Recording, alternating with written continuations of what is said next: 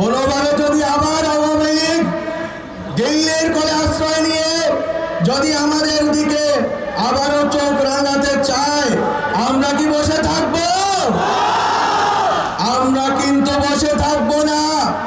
আমাদের শহীদদের পথ অনুসরণ করে আমরা শাহাদাতের রাস্তা বেছে নিব। আমরা আবার লড়াই করব। আমরা আওয়ামী লীগের ফ্যাসিস্ট শুধুমাত্র শাসন ব্যবস্থাকে উৎখাত করে সন্তুষ্ট নই, বরং আওয়ামী লীগ ফ্যাসিজমের যত অবশিষ্ট বাংলাদেশে বিভিন্ন প্রান্তে প্রশাসনে, শিক্ষা অঙ্গনে, সাংস্কৃতিক অঙ্গনে রয়ে গেছে, তাদেরকেও আমরা বিচারের আওতায় আনব। তাদেরকে বিচারের আওতায় এনে আমরা শহীদদের যেই আকাঙ্ক্ষা ছিল, এই আকাঙ্ক্ষার বাস্তবায়নের দিকে এগোবো। আমরা বিচারের সাথে সাথে আমরা সংস্কারের কাজের কথা বলছি। অলরেডি অনেকগুলো কমিশন সংস্কারের প্রস্তাবনা প্রস্তুত করেছেন। খুব শীঘ্রই রাজনৈতিক দলগুলোর সাথে ঐকমত্যের ভিত্তিতে আমরা যে সংস্কার না করলেই নয়, নির্বাচনের পূর্বে সে সকল সংস্কার করতে চাই।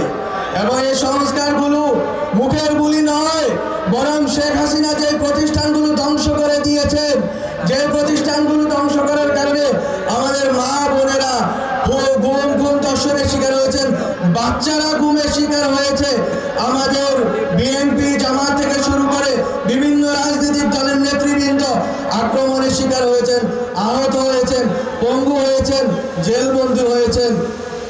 আমাদের সবার সেই যে প্রেরণা, এই প্রতিষ্ঠানগুলো হাসিনাকে সাবস্টেনশিয়েট করেছে, হাসিনাকে টিকিয়ে রেখেছিল, সেই প্রতিষ্ঠানগুলোকে একই রকম রেখে আমরা নির্বাচন করতে পারি না।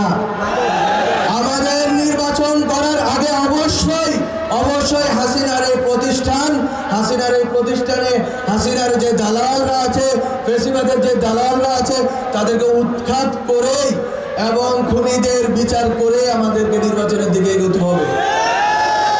তৃতীয় যে কথাটি বলবো, বাংলাদেশে সেনা শাসন আসার কোনো প্রেক্ষিত নেই। আমরা এবার কারো মদদে, কোন রাষ্ট্রের মদদে হাসিনাকে উৎখাত করিনি। আমরা জনগণ, ছাত্র জনতা রক্ত দিয়ে হাসিনাকে উৎখাত করেছি। আমাদের কারো দাবেদারি করার আর দরকার নেই। আমরা হাসিনার দাবেদারি করার যেই প্রক্রিয়া, সেটাকে নস্যাৎ করে দিয়ে নিজেদের রক্তের বিনিময়ে স্বাধীনতা এনেছি। ফলত আমরা কারো কাছে আর মাথা নত করবো না। আমরা 3রা আগস্টেই বলেছিলাম 111 চাই না। 111 নিয়ে নিচে ভয় পাওয়ার কিছু নেই, বরং আমরা বলবো, রাজনৈতিক দলগুলোকে বলবো, আসুন বাংলাদেশ পন্থার ভেতর দিয়ে আমরা যারা ফ্যাসিবাদ বিরোধী শক্তি আছি, ঐক্যবদ্ধ হই, সরকারকে সহযোগিতা করে এই সংস্কারগুলো করার জন্য। এই প্রতিষ্ঠানগুলো যদি সংস্কারকৃত হয়, তাহলে উপকৃত হবে বাংলাদেশের জন্য।